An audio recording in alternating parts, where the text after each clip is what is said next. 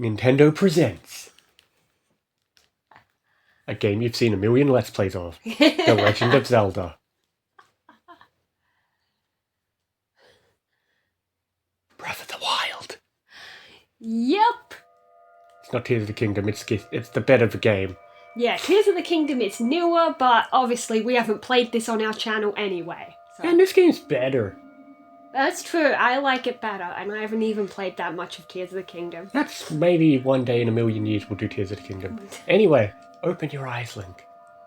Yeah, she'll say it for you. It's okay, we've all seen this a million times. Boy, have I seen this a million times. Name a Breath of the Wild Let's Play, I've probably watched at least the first episode of it. And I can understand the game in Italian. We're not putting it in Italian. Okay. We could put the cutscenes in Italian. Nah. Open your eyes. They are open. You sure? Yeah. Wake up, Link. I want to stay in bed. Nah. He's just having a bath. With shorts on. Well, yeah. What else would you do? They weren't going to show nudity in this game. No, this isn't Dragon Ball. In Dragon Ball, you'd see the butt. And the penis in the first episode. Only if it was Kid Goku or Gohan. Yeah. But you still see butts when they're older. Of course. But you can't see the front when they're older.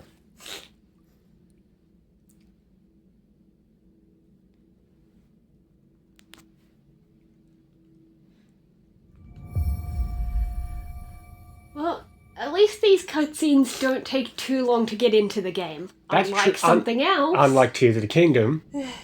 Speaking of which, way too long to get into the actual game. Yeah. That's the one downside of it. It's like Pikmin 4. It took ages to play the game.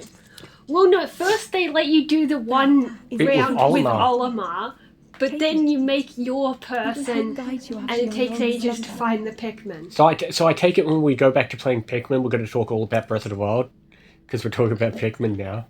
Yeah, I guess so. I mean, whatever. You're playing the game, you get the first day. Yes. Which means you get the most predictable part. It'll be more interesting once we get past the Great Plateau. Then you can do whatever you want. That'll be fun. That will be fun. We can just do whatever we want. Whatever. Go get the chests. What if I don't want to wear clothes? That's true. Some people don't. Yeah, I know, there are clothesless playthroughs, which later in the game basically becomes a no-hit playthrough. There. Hold the Sheikah slate up to the Does pedestal. come with shoes? Yes, Yes. they did. To show Okay. you the way. Just like the shirt came... No, the shirt doesn't come with a... Oh, it does come with a weapon holder. Yeah. Which can hold any weapon. Don't ask how. The same thing that can strap a sword can also strap a stick. Look, it just can. And a bow. Although, actually, no, does the bow go on... Yeah, the bow goes on your back as well. Everything goes on your back, right? Yeah, I guess so. Does the bow go on your side? We'll find out. I guess the belt... I guess the pants came... He's got like double belt. The pants came with the belt. Well, he's got two belts. No, maybe the Sheikah slate came with the belt. Yeah, probably. Because if you take off the pants, the Sheikah slate still has to hang somewhere. Yeah. Okay. So, the one thing we will be doing, we are getting all the shrines. Yes. And all the towers. And, Maybe we side could quests? do all the quests. I have an amazing checklist. The only thing we're not doing is the Koroks. Yeah. I've done it once, I'm never doing that again. Yeah, that's the only thing we don't care about. But I think we'll try and do everything on the checklist I made. Maybe. Well, maybe not all the clothes. Because I put those on the checklist. I mean, upgrading clothes definitely makes life easier.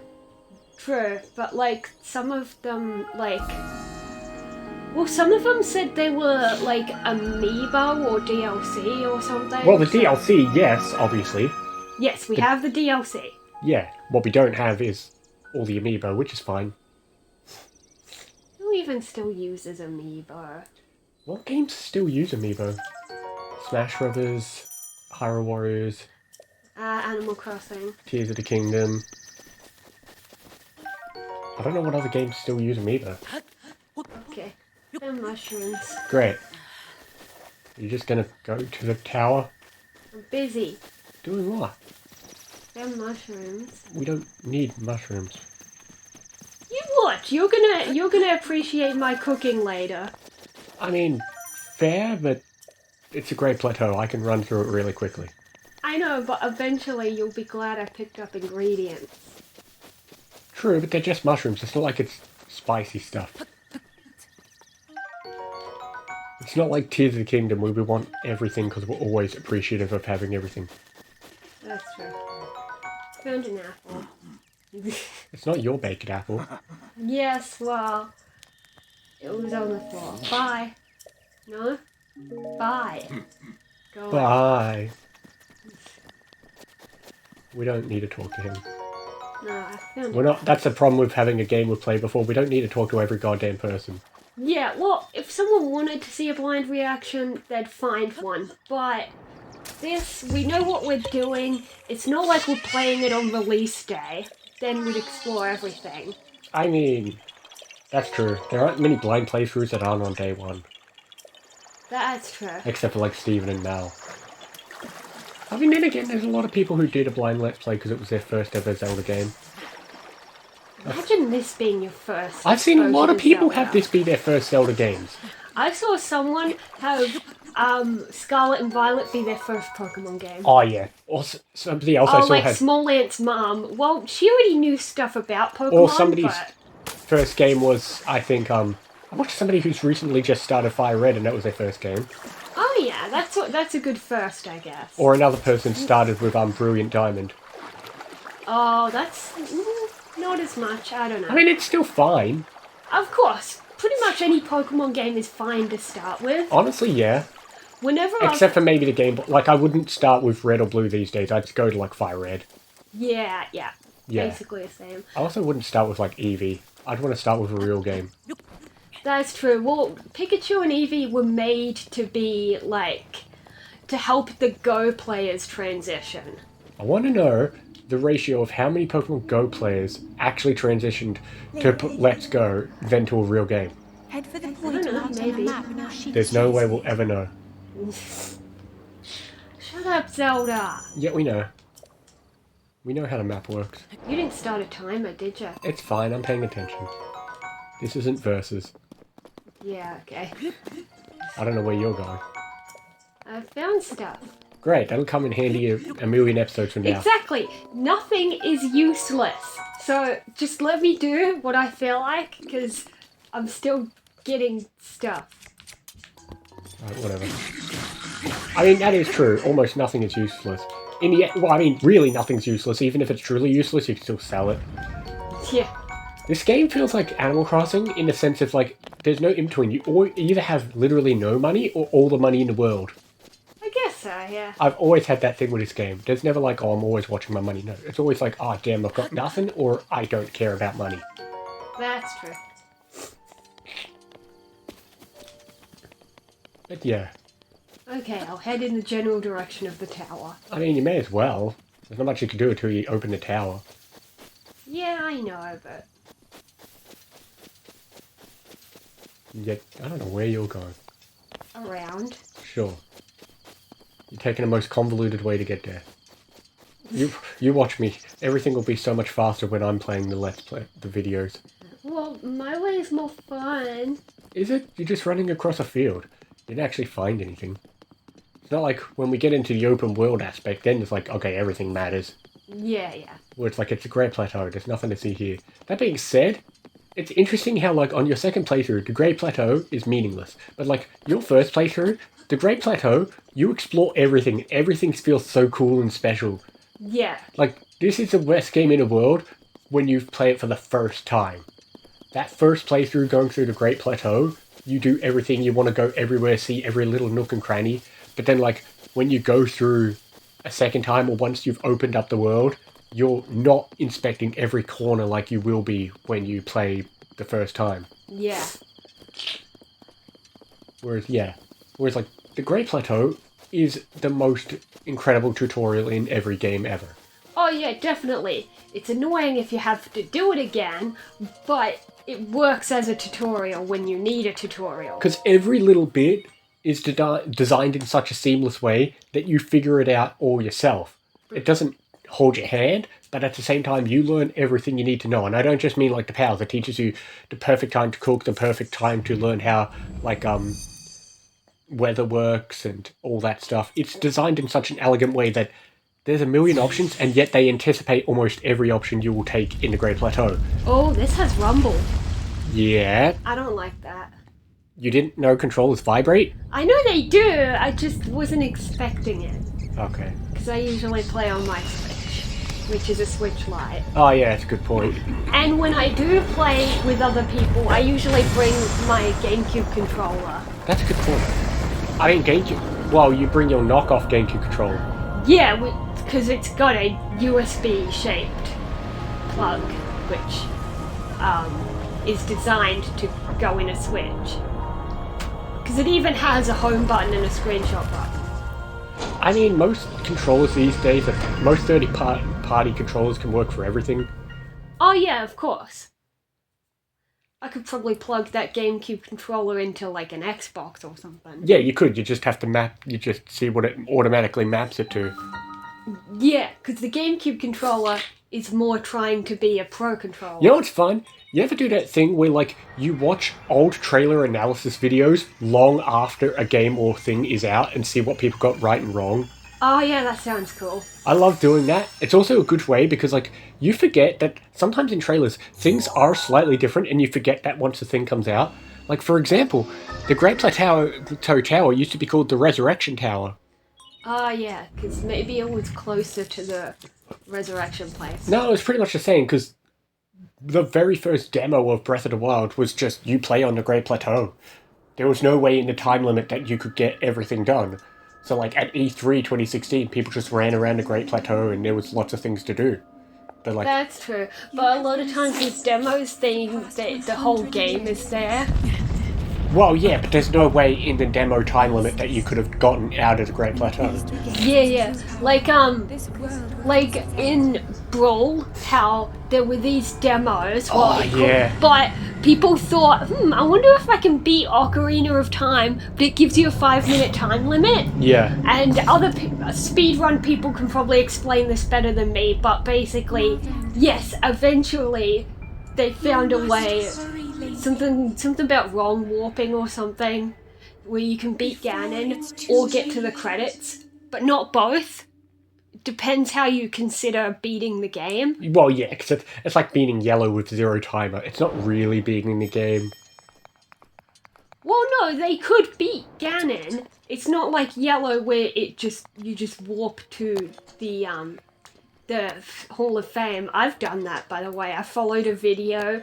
Thank you, Psycho Glitch Fest. Yeah, but it's still not beating the game. It's just hacking your way it's glitching your way to the end. That's true. And then just doing But I used to love playing with those glitches. And then just doing a no-hit run of Ganon. Another funny example is there was this Diamond and Pearl demo, and I played that in Toys R Us. I remember being a kid at Toys R Us and they had a demo and the trainer had a Lucario. Yeah, they give you Lucario, Mime Jr. and Rosalia because then it evolves your Rosalia into Roserade to show off the new evolution. Yeah, they had that demo at Toys R Us, I remember that. And that was before I ever had a DS. It has the whole game in it, it's just that they've put people who don't let you walk away from that route. But that's why demos no longer exist. Yeah, because I remember also there was a Sun and Moon demo where yeah, and that's how they leaked the game. Yeah, people got like the whole Pokédex. Yeah, because the Sun and Moon demo was the only way to get Ash Greninja. Oh, yeah.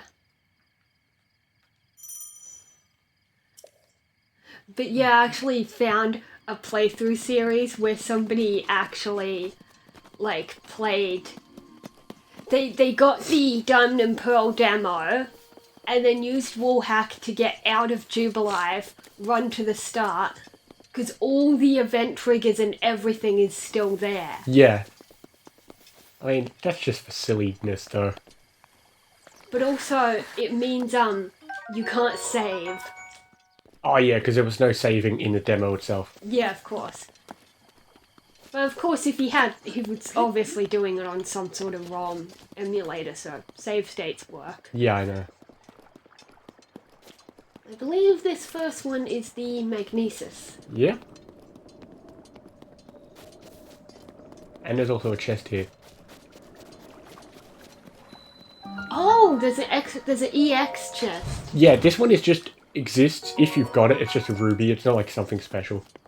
That's right. Maybe it was just an early way to show off and say, hey, you bought the DLC, we gave you extra chests. Yeah, it's also a good confirm, because you could buy the DLC prematurely and that chest would already exist before the rest of it was out. Oh, yeah. But, with that being said, we've arrived at our first shrine, but we won't finish. I can probably get through this shrine real quick. I mean, we could, but why not wait till next time? Let's do this first. Alright. I was going to say... We're only at like 17 minutes. Okay, I wasn't paying attention to the timer. I can see the timer. Okay, well there you go. I wonder if anybody's watching a Let's Play who actually hasn't played Breath of the Wild and that would be wants amazing. to see the game. That would be amazing if this is your first time seeing Breath of the Wild and you're watching us of all people. Well, we're not going to be too teachy, but we're showing the game. Considering we haven't really explained anything throughout this game, we've kind of just rushed through it. We're not going to explain how to do everything, plus it pops up things on the screen. But yes, this is one of our 4 main things. I mean, to be fair, I haven't seen really much, like, Let's Play ones. I haven't seen a walkthrough of Breath of... Everything's been like a blind playthrough. I've never seen, like, a walkthrough of this game. I've never seen, like, an experienced player doing bit by bit. Or even if I have, they haven't been very teachy, because I know, like, Nintendo Capri Sun's video of Breath of the Wild wasn't blind. Did it? Sure, that works. But how else were you supposed to... Oh, hello. Yeah, kill him. Boom. Yeah, contrary to popular belief, you don't get hurt by their explosions. Ah, yeah, good. I did find it interesting how in Tears of the Kingdom, the same ability that lets you stick things together basically doubles as Magnesis because it's your grabby grab. Let's play the game of how many people in Let's Plays miss this chest. I got it. Well, it's not that people miss it, it's just at first I didn't know how to get it down. I was going to say, there are a lot of people who don't know how to get it and try the most convoluted ways and don't realize... I tried to use the bridge as a ramp on my first time. But here we go, here's our first thing. Yeah, I know. Oh, that's right, they don't let you skip the cutscene the very first time. Oh, great. Yeah, there's a lot to... that's the fun part. This is one of the most fun Let's Plays to watch in terms of, like, blind playthroughs. Even if I don't watch all of the Let's Play, I'll sometimes watch, like, the first several episodes and see what they do. I watched most of Stephen and Mal. Yeah, I just love watching, like, how they handle the plateau and all that. It's such a good reactionary Let's Play, because it's not the exact... Even though the plateau is always the same, it's still interesting to see how they handle every little bit. Yeah. Especially if it's somebody... Because that's the thing, it doesn't matter whether this is your first Zelda game, because it's not a story-oriented game. Like, it is a story... Zelda games are not, like, stories relating to each other. It's not like sequels. There's a few exceptions, like, say, Majora's Mask. That's true, but even that you could feasibly go with just that. Yeah, true. But it's just that it is the same Link from Ocarina of Time. Yeah. And then there's vague connections, like Spirit Tracks is a sequel to, like, Wind Waker. Oh, yeah. Phantom Hourglass is, and then it goes to Spirit Tracks. Yeah, but the Hero of Trains is not the same as Wind Waker. No, but the Spirit Tracks one is from Wind Waker. Okay. Is he actually just called the Hero of Trains? Yes. Okay, great. Yeah, all of them is the hero of something, and one of them gets to be Hero of Trains. That's weird. Most people only remember the Hero of Time. Well, Matt Pat mentioned it in his video about which Link is the strongest. Anyway, I think this is a good stopping point. So, speaking of which, we will see you next time for more Breath of the Wild and other things as well. See you next time, guys.